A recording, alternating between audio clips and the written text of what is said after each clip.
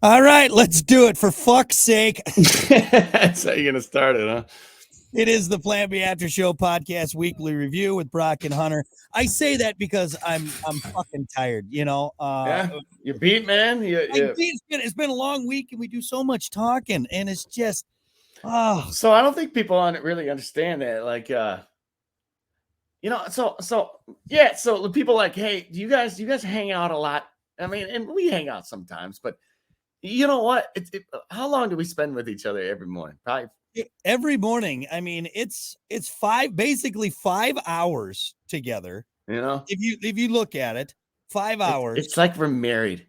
Yeah, I don't want to fucking see you on my free time. you know, even No, like I even, do. it's wild. It's like even my wife, like I know, like she started working from home too. Yeah. And it's just since she got a newer gig at the same job, Yeah. which is taking her to work 3 out of the 5 days. Yeah. And just the 3 out of the 5 days away, you can tell, like, man, like this is good. Yeah. It really is. I think COVID did something, man, with people when they started working from home. Like like divorce rate, people are all over each other, Yeah. man. People are more ornery. If you go out, you can see people not really like talking to each other. They're just looking down, out doing their thing. Yeah, because Man. everyone's burnt out, and that's why now I'm saying I am burnt out. And it's not that I don't like you, buddy. I got nothing else to fucking say. Well, exactly.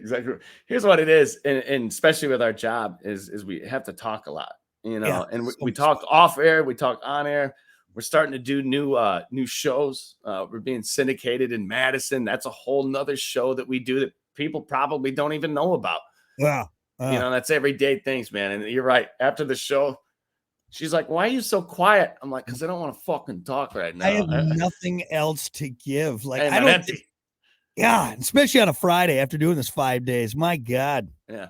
And recently our boss is like, all right, so we're going to cut out some music because we want you guys on the radio more. So basically you're going to be talking more. And I'm like, damn, dude. I can't what do you want? The show wasn't that good when we didn't talk as much. Damn it.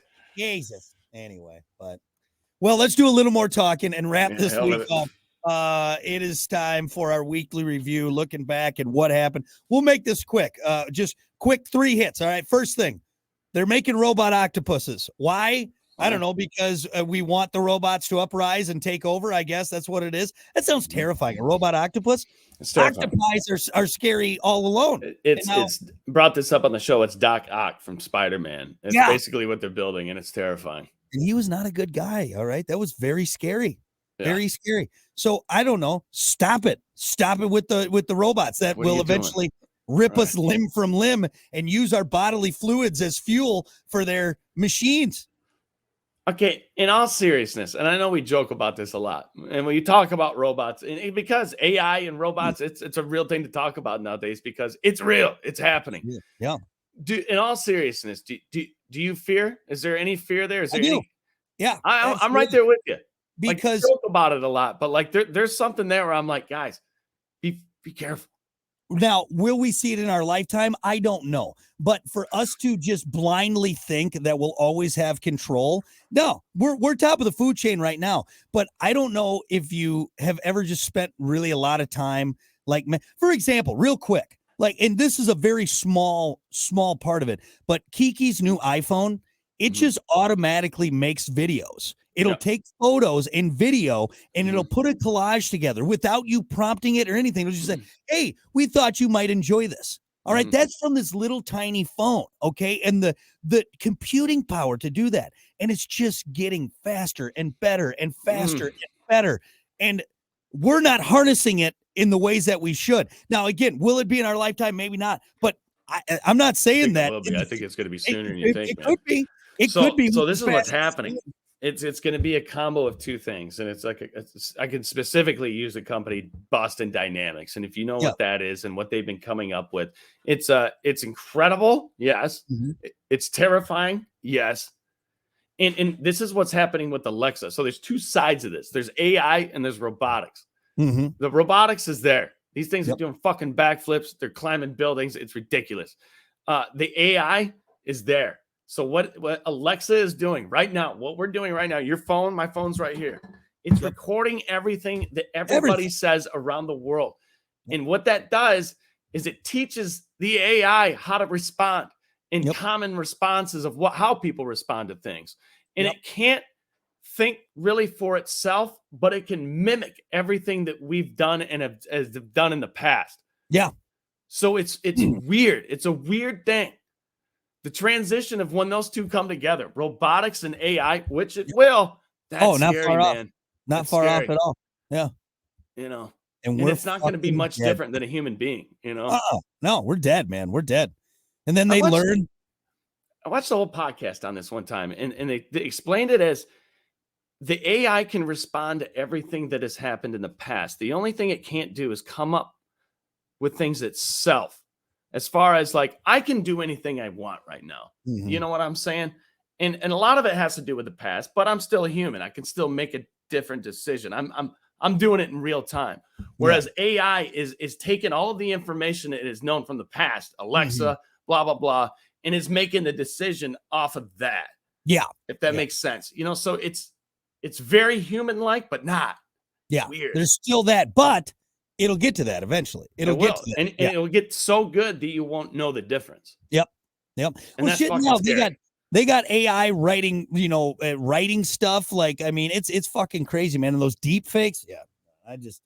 We need to accept. We need to. I think the only way we could curb the eventual robot overlords is by knowing now that, hey, they can beat us. Like, you're not going to beat a robot. I mean, come on now. Weird to think about, and it's not far off, is that eventually you could have a robot that looks, acts, talks, sounds, smell, everything, a complete clone of yourself. And you're not going to know that. You won't know the difference. God, that's weird. Did you hear me? I know you. What'd you say? You'd have sex with it or something? I'm gonna fuck it. I knew. I didn't even have to hear it. I knew it. Jesus. Dude, it's creepy, man. It's creepy. It is creepy. It's just so weird that a movie from the 80s, Terminator, which seems so out there at the time, is like real life right now. He definitely knew something, man. But he saw what was coming for sure and made a movie around it. Yep. Crazy. All right, robots taking over. We're all dead. Let's see. We also covered this week that some guy rode a unicycle and put a dumbbell over his head, and Hunter's not happy about it. It's just these stupid world records, Guinness Book of World Records, and it's shut down for 2 weeks.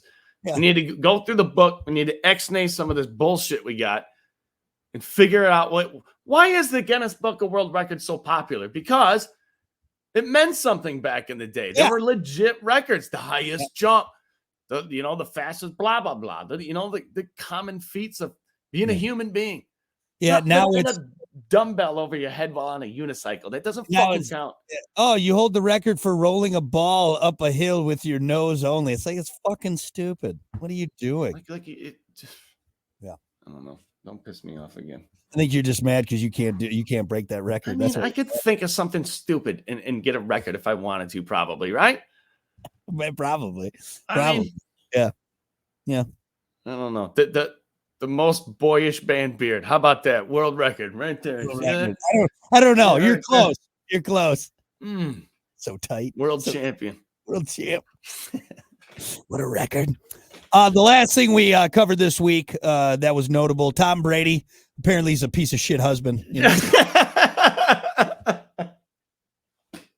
He's a garbage quarterback and a piece of shit. God, he's just gonna drag this guy. He's losing his wife. You give him some slack.